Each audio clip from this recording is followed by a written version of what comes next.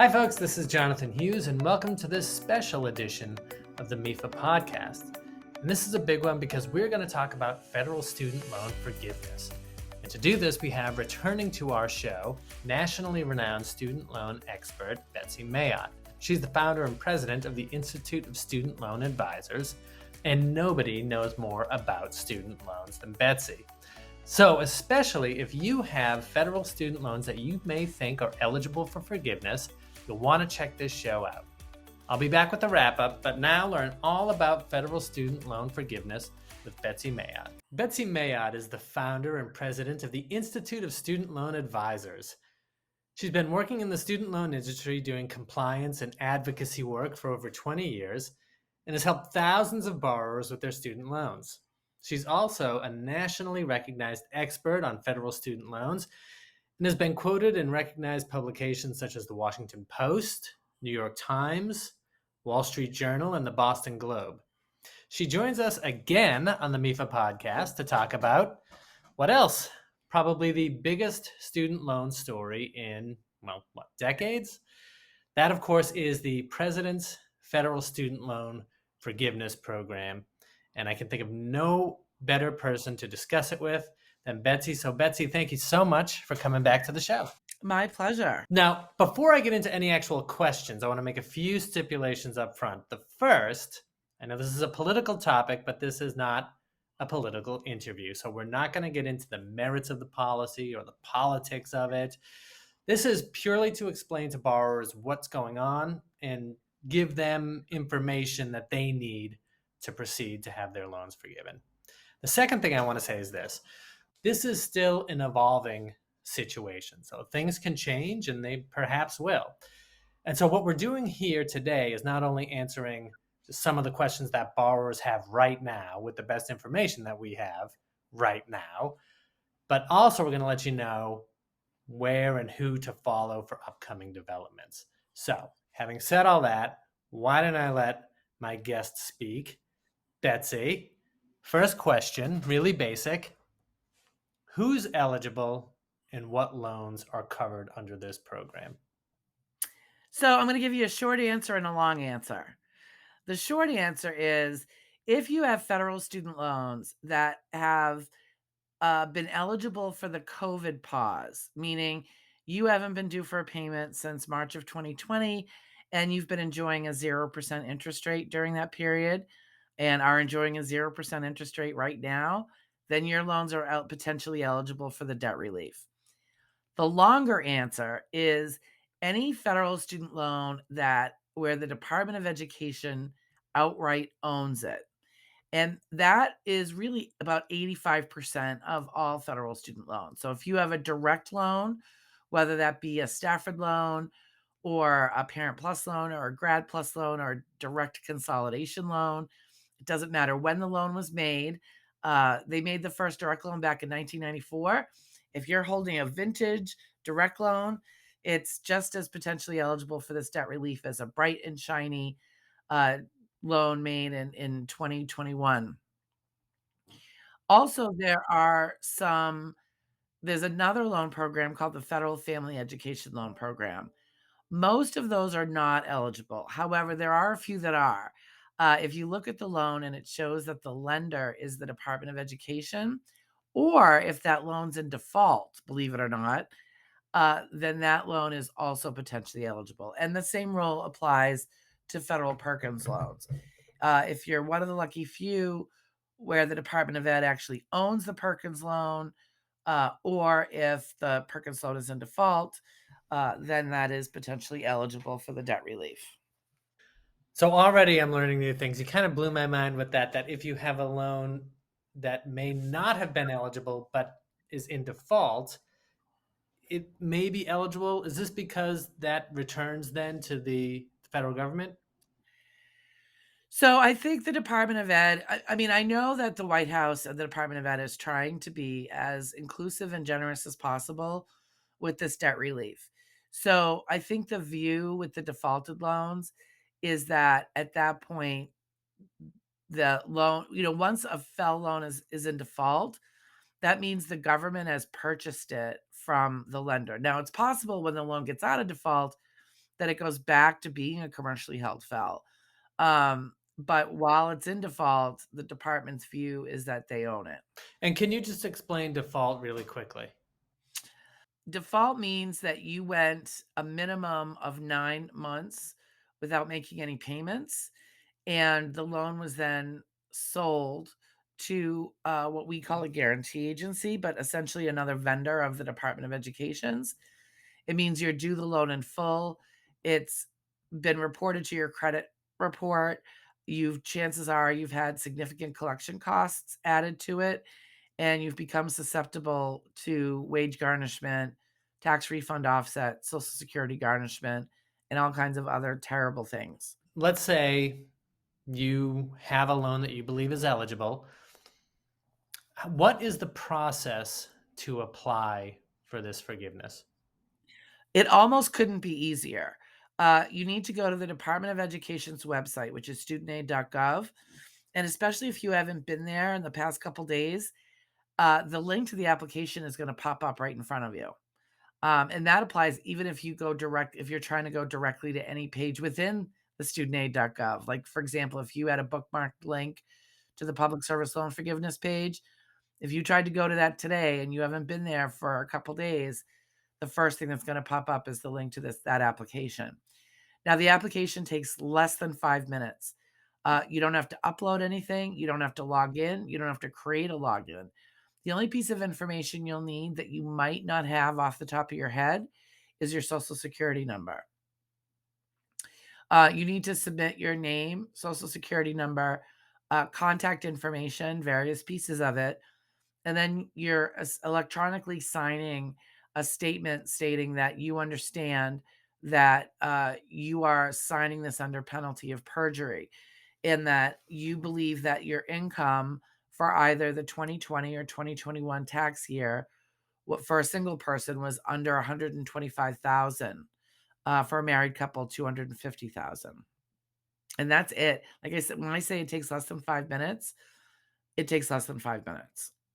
Given that there was a court decision that did indeed pause the student loan forgiveness program, what do you recommend that interested borrowers do? Fill out the application. The court decision didn't halt the program. The court decision didn't pause the program. All the court said is that the Department of Education can't actually forgive anything until this is worked out. Um, the Department of Ed and the White House are still, and as am I, encouraging people to fill out the application. Um, the assumption being is that once these shenanigans are over, that the Department of Ed will be ready to start implementing the forgiveness as soon as they can. And what is the deadline for the application? How long do people have to actually apply for this? Uh, there's a soft deadline and a hard deadline. The hard deadline is December of 2023. The soft deadline, the Department of Ed has committed that anybody who applies by November 15th should have the forgiveness applied to their account by the time payments resume in January. That's November 15th of 2022. Correct. So, yeah, let's talk about what you referred to there when the payments resume. Can you explain that a little bit? So, as I mentioned earlier, about 85% of federal student loan borrowers have been under what we call the COVID pause, where no payments have been due since March of 2020. That is ending on December 31st, which means that people will have to restart repaying their loans around the January, February area. So, again, and this is important for people who they think the forgiveness is going to wipe out their remaining balance. They wanna make sure they apply by November 15th, so that balance is potentially gone, and they aren't gonna be required to start making payments in January or February after all. I do wanna add a caveat to that timeline, though. While you don't have to upload any documents as part of the application, there are going to be borrowers that are gonna be required they're essentially gonna be put under an audit or verification process. And there will be various things in the background that might trigger that. Some of it's gonna be random. They have built some algorithms into their system to identify borrowers that claim that they made under the income threshold, but based on what limited information the department has, it might not, that actually might not be true. So those people are going to be asked to submit income information. Now, if you're one of the people that gets pinged for this, your forgiveness is going to be on hold until you do that and that they verified that you do actually are actually eligible. And is this fixed on your 2021 income or 2022? Yes. Either or. If you made under the threshold for either one of those years. So, in 2020, you could have had an income of $40 million. But if in 2021 your adjusted gross income was 124,900, then you're eligible. But if in both 20 and 2021 your adjusted gross income was 125,000 and a dollar, you are not eligible. And you cannot appeal that. I mean, you can, but you'll lose.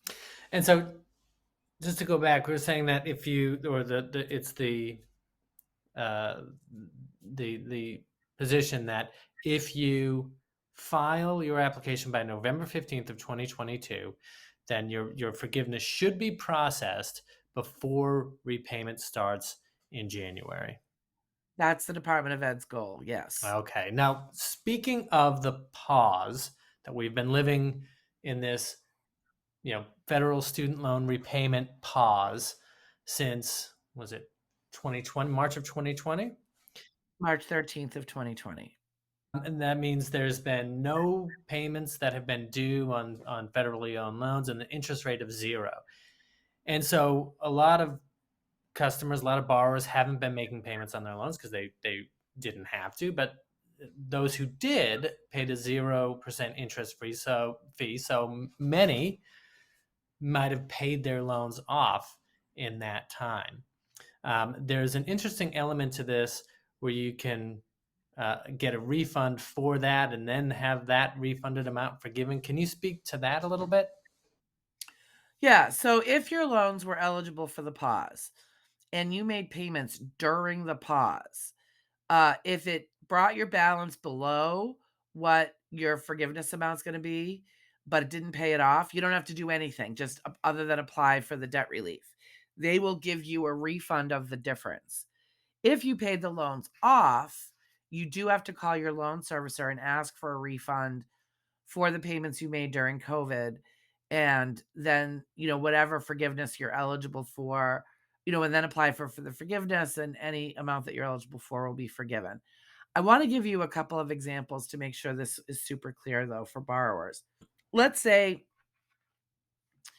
in March of 2020, your balance was $25,000. And during COVID, you paid it down to 15. So you paid $10,000 during COVID. And so now it's $15,000.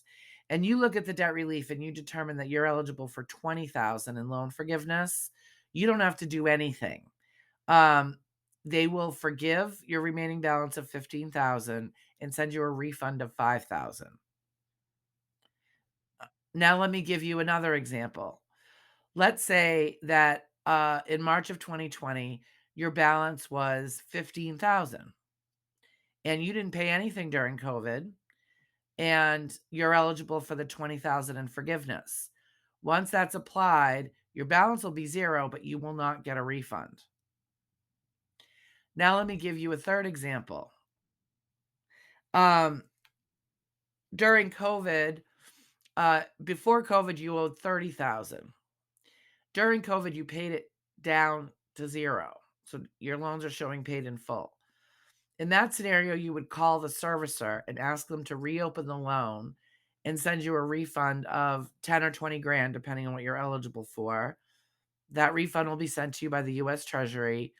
And once you apply for the debt relief, assuming you're eligible, they'll forgive either that 10 or 20 grand, depending on what you're eligible for.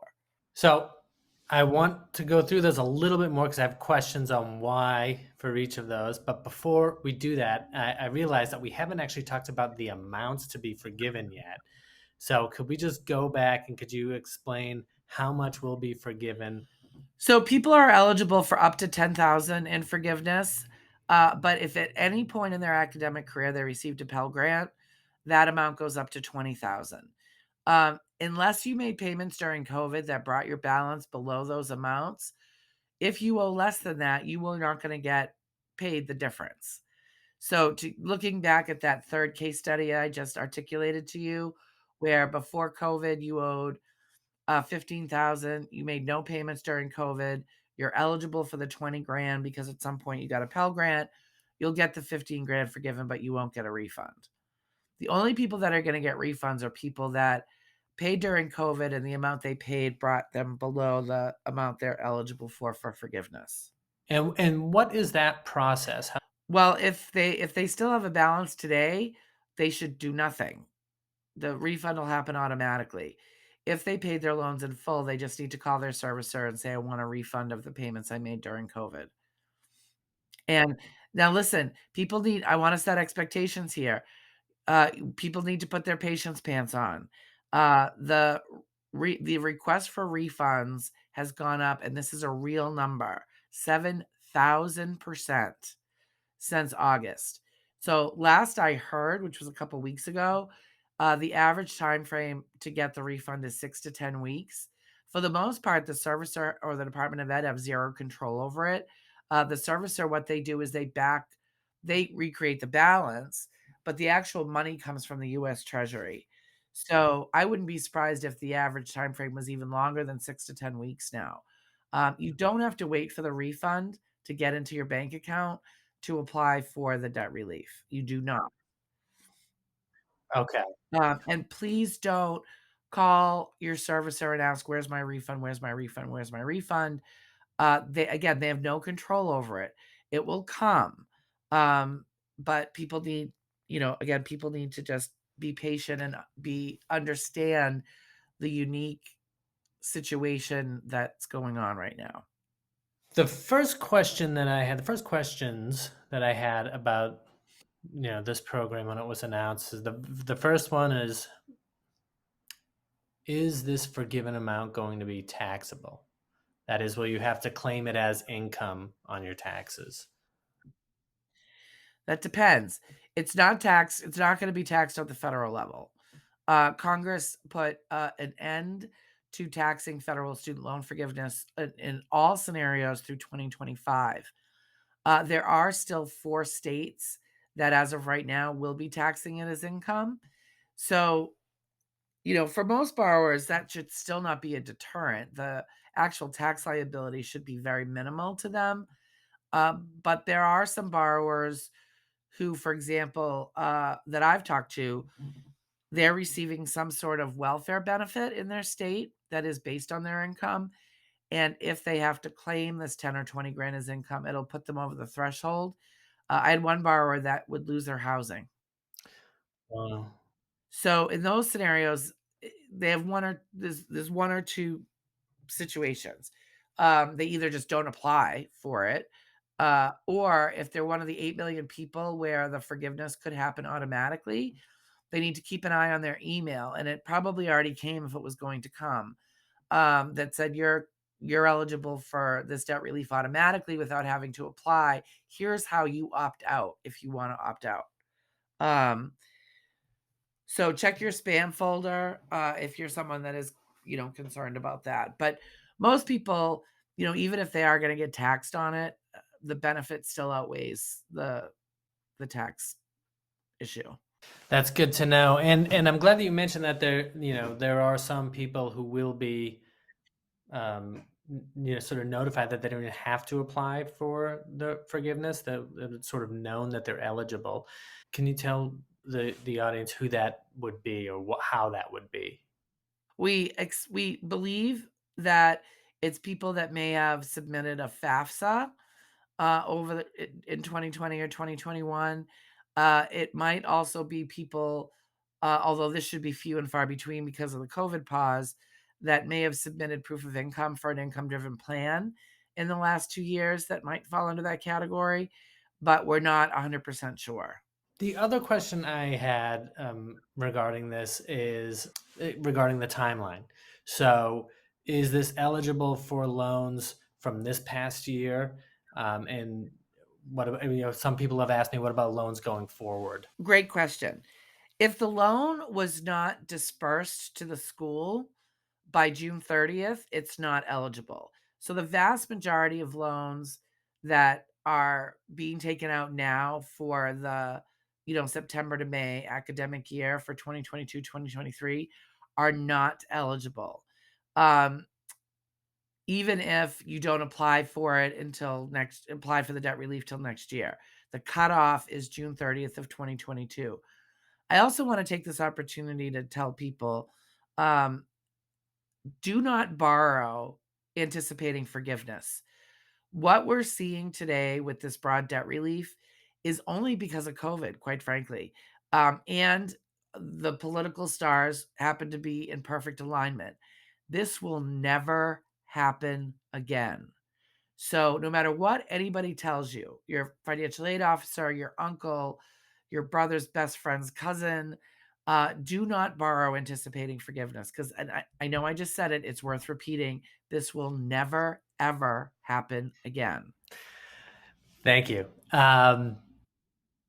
We mentioned this is an evolving situation. Things have changed a few times already. So, what resources should borrowers be following to for the best guidance and to follow sort of the newest developments? The Department of Education, they've been really excellent around this debt relief, as well as the White House, of keeping people up to date. So, for example, when the this current court proceeding, this appeal, came down, within 24 hours, a statement was sent out by both the White House and the Department of Ed telling people, apply. You can still apply. This has not this has not stopped the program altogether. So, keeping an eye on studentaid.gov. If you have a Twitter profile, you can also follow at FAFSA, um, and you'll see tweets from the Department of Education. You can follow TISLA, which is our organization, which is TISLA underscore SL on Twitter, or Betsy 514. Um, but and just sort of keep an eye on the news has been all over this. So, you can set yourself a Google News alert for, say, student loan debt relief, and you'll get notified anytime there's a news article about it. That might be a little overkill, unless you're a student loan nerd like me. But that's another place to sort of keep an eye on things. There's also, speaking of social media, if you participate or are familiar with Reddit, Reddit, there's a student loan sub on Reddit. Actually, TISLA is participates on that sub quite often, but there's currently a post on there that's keeping track of what's going on with the litigation. So you could just sort of jump on Reddit every now and again, and that post, because it's pinned, it's right at the top of. It's really easy to find on the student loan subreddit. As somebody whose work just puts them in frequent contact with borrowers, what have you been hearing from them about this? It's been a real roller coaster of emotions. People are delighted. When the announcement first came in August, there was a lot of messages of relief, especially from borrowers that have been struggling with their loans for a very long time. I heard a lot of messages about how this was life changing for them. Since then, with the ups and downs of the various litigation, there's there just overall there's a lot of anxiety. People are worried, well, is this going to happen at all? People are worried that even though they applied, how do I know they really got my application? And that's really nothing to worry about, because again, first of all, they have your application. Second of all, if on the slight chance they didn't, you have till December of 2023 to apply. There's no like money limit to this. Like once they spend $1 billion, they're going to stop doing it. There's nothing like that. But there is, I can't I can't overemphasize how much anxiety is out there in general with consumers. Um, have you heard from anybody who was contacted by any agency that maybe wasn't, or somebody who wasn't on the level? This burns my buttons. This is Christmas, Thanksgiving, and 4th of July all rolled into one for the student loan scammers. I heard from borrowers for the first time who received a call from a scammer the day of the White House announcement on August 24th. Um, I mean, this just feeds into the narrative that they've tried to fake for the last, as long as I've been in the industry. Because in the past, sort of the low hang, they've been like, well, we're calling to help you get, fill in the active president's name at the time. We're here to help you with the Bush loan forgiveness, with the Obama loan forgiveness, with the Trump loan forgiveness. There, at the time, that was sort of easy to counsel people on because there was no such thing as the Bush loan forgiveness, the Obama loan forgiveness, or the Trump loan forgiveness. Now there is such a thing as the Biden loan forgiveness. That's literally what they're calling it, is the Biden-Harris debt relief. So it makes them sound a little more credible than they may have in the past, and they're taking advantage of it. So, TISLA and, the industry as a whole, both the loan servicers, the Department of Ed, the advocacy organizations, we're all doing the best we can to do outreach to consumers to let them know that no one's ever going to call you about this, and there will never be a fee for it. And paying someone a fee is not going to get you more forgiveness or get you forgiveness that you would otherwise be eligible for, or get you forgiveness any faster. Paying someone a fee related to this debt relief is the equivalent of going to the ATM, taking cash out, bringing it home, and putting it down your garbage disposal. It's literally throwing money away with an added benefit of a risk of identity theft. So watch out for people looking for money, people calling you. People pretending to be the Department of Ed, sending emails with links that look legitimate. Uh, Ignore it, go to studentaid.gov. But if you are approached by a scammer, I urge you to collect as much information as you can and then report them to the Federal Trade Commission at ftc.gov. They've been working very hard, and have been successful quite a few times of wiping these scammers off the map. All right. Now, I do want to mention there have been some recent developments regarding two other programs that have been sort of um, busy lately through the Department of Education, and that's the Public Service Loan Forgiveness Program, and I think income-based repayment as well. That you wanted to talk about. There was an announcement yesterday. So can you tell me what that was and what does it mean for borrowers? So the announcement had like 2.5 parts to it. And I just want to say up front that this was more like a press release slash fact sheet. So that means we don't have all the details yet. But here's what we do know. Um, Now, this was something that was teased out back actually in April, which is, we're calling it the income driven plan waiver, or IDR waiver. And essentially, what they're doing is, again, any borrower who has a loan that's eligible for the COVID pause, this is who it affects. So normally, with any of the income driven plans, and that's income based repayment, or IBR, pay as you earn, or payee, revised pay as you earn, or repay, or income contingent repayment, or ICR. All of those plans have a forgiveness component baked in, where if you're on the plan for either 20 or 25 years, any leftover balance is forgiven. But you have to actually be on an income driven plan for 240 or 300 months. What they're doing under the IDR waiver is they're giving borrowers credit for any month they've ever been in repayment, other than in default, regardless of what payment plan they're on. So, and they're giving them credit towards IDR forgiveness. So for borrowers that have been paying their loans for 20 or 25 years already, they stand to get immediate forgiveness, even if they've never been on an income driven plan. For Wow. borrowers that maybe they've been in repayment for, say, 10 or 12 years, they'll get 10 or 12 years towards the IDR forgiveness. And then they'd have to actually get on an income driven plan for the remaining 8 or 10 or 15 years they would need, assuming that they wouldn't pay the loan off in the meantime. The other thing it does is that, with the exception of Parent Plus borrowers, if the borrower was working for a public service loan forgiveness eligible employer, so either a government employer or a 501(c)(3) nonprofit, or in some cases, non-501(c)(3) nonprofits, they'll also get PSLF credit for those months. And they're gonna make those adjustments in stages for, and by the way, you don't have to apply for this. It's just gonna magically happen one day.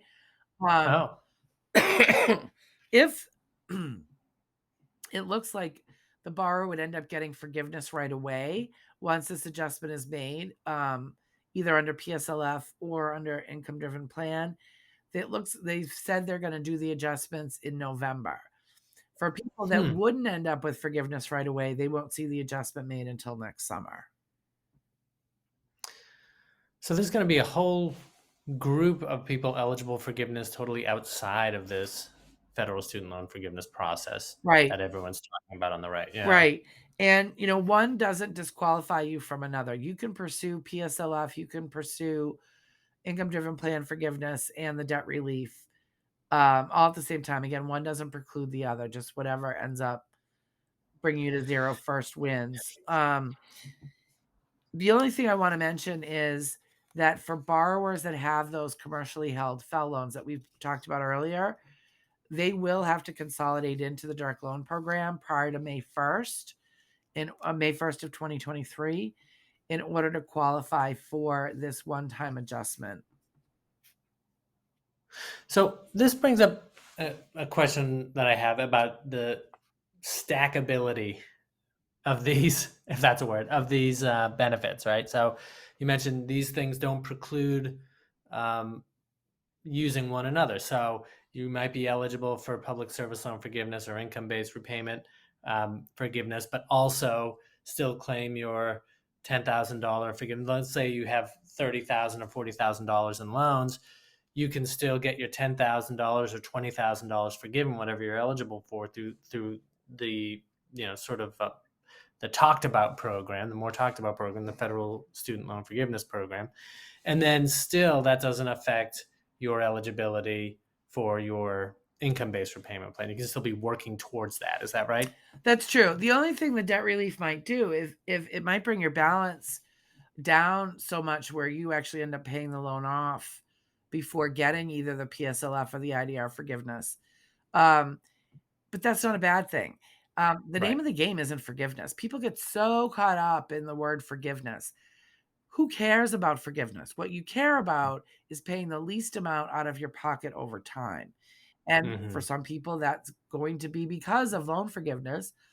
For other people, it's gonna be mean because they paid their loans off aggressively, and it's very borrower specific.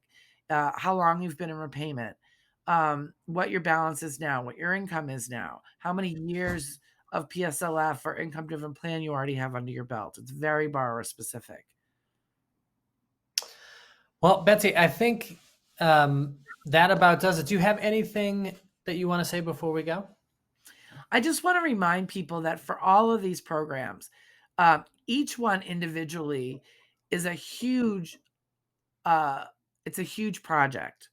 And the Department of Education and the loan servicers are juggling multiple huge projects right now. The PSLF waiver, the debt relief, the income driven plan waiver. There's another program called Fresh Start for defaulted loan borrowers. And we have to remind people the biggest one of all is everybody restarting repayment come the first of the year. So that's resulting in much higher call volume, and it's slowing down the processing of other things. Um, this is unprecedented in so many ways. So I just urge consumers to be prepared. If they have to file paperwork of some sort, file it early, and to be patient, because this is a honestly, truly a once in a lifetime scenario. But it is causing some backlogs. Do you want to mention TISLA before we go too? Absolutely. So, you gave a very kind introduction and a good explanation, but as a reminder, the Institute of Student Loan Advisors, we were created to ensure that borrowers had access to free, expert, and unbiased student loan advice. I'd like to think our website is not only comprehensive when it comes to student loans and repayment and forgiveness programs, but more importantly, in plain English. So I encourage you to go to freestudentloanadvice.org. There's no login requirement. You're not going to get bombarded with advertisements. And then if you still have questions after you've read all the things, you can go to our contact page and email us at the TISLA email, and we're happy to answer your questions for free or even help you try to navigate a dispute if you feel like you have a dispute. Well, I think anybody who hears you today will be convinced of the value of that. So thank you so much, Betsy. It was a real pleasure. As I said, I learned something every time I talk to you. So I hope to talk to you again soon, but thanks for coming on. Thanks for having me. Well, that about wraps it up for us, and I cannot thank Betsy enough for sharing her expertise with us. And folks, if you liked what you heard in the show today, well, remember that you can subscribe to us wherever you get your podcasts from. And whether you're a new or a regular listener, please remember to rate and review us so that we can keep doing what we're doing and getting this show out in front of people like you. So I want to thank our producer, Sean Connolly. My name, once again, is Jonathan Hughes, and this has been the MIFA Podcast. Thanks.